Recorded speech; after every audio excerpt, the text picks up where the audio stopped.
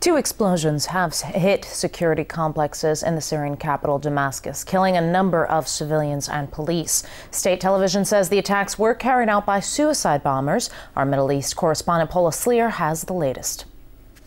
Preliminary reports suggest that vehicles packed with explosives were detonated, targeting the security complex and hitting the police and intelligence buildings. Now, the government is calling this the work of terrorists, and state television is showing pictures of charred bodies, burnt-out vehicles and bloodstains to the streets.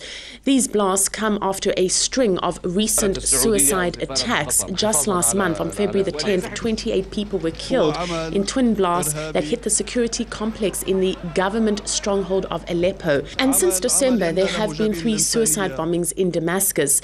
These blasts also come just 2 days after the 1-year anniversary of the uprising against Syrian President Bashar Assad. There is ongoing and spiraling violence in Syria, and we're also receiving reports that Al-Qaeda is now operating there, calling for the opposition groups to unify their effort and their fight against the Syrian regime.